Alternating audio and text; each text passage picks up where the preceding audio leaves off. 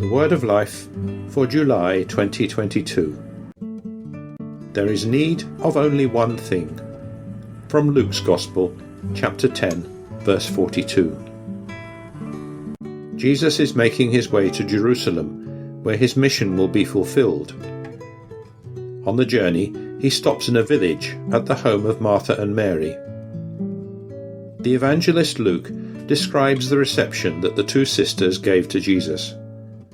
Martha fulfills the traditional role of the housekeeper and was distracted by her many tasks as she provides hospitality, while Mary sat at Jesus' feet and listened to what he was saying. Mary's attentiveness is countered by Martha's agitation and in fact to her complaints about being left alone to serve. Jesus replies, "Martha, Martha, you are worried and distracted by many things. There is need of only one thing. Mary has chosen the better part, which will not be taken away from her." This passage is situated between the parable of the Good Samaritan, which is arguably one of the greatest descriptions of love of neighbour, and the passage recounting how Jesus taught the disciples to pray, which is certainly the greatest explanation of the relationship with God the Father. Thus, it is almost like a pivotal point on the scales balancing love for our neighbour and love for God. There is need of only one thing. The protagonists of this gospel passage are two women. The dialogue that takes place between Jesus and Martha describes the friendship that allows the latter to complain to the Master. But what is the service that Jesus would like?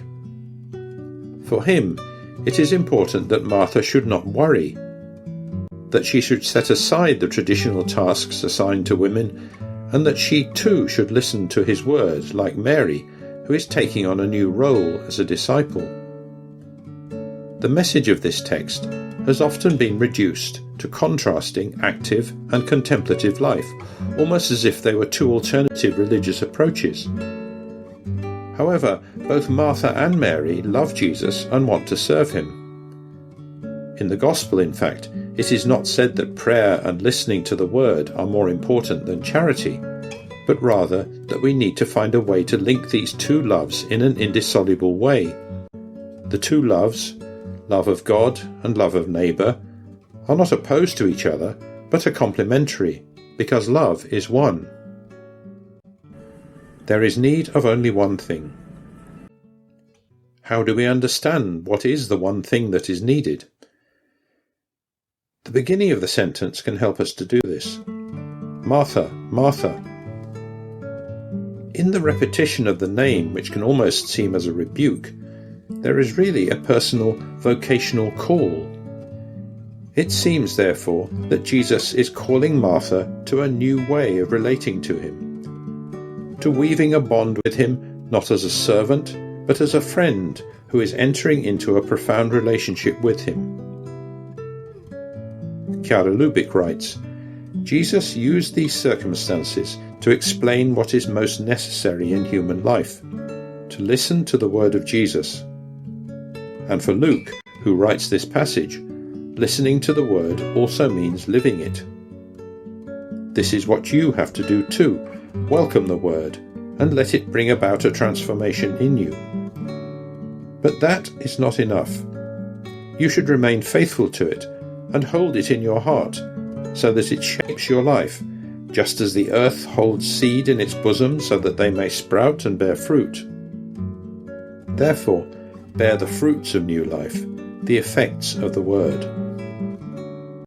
There is need of only one thing.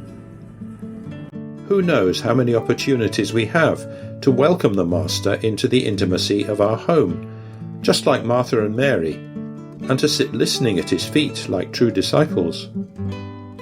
Often our worries, illnesses, commitments, and even joys and satisfactions plunge us into a whirlwind of things to do, leaving us no time to stop and recognize the Lord and listen to him. This word is a precious opportunity to practice choosing the better part, that is, listening to his word and acquiring that inner freedom that enables us to act accordingly in our daily lives.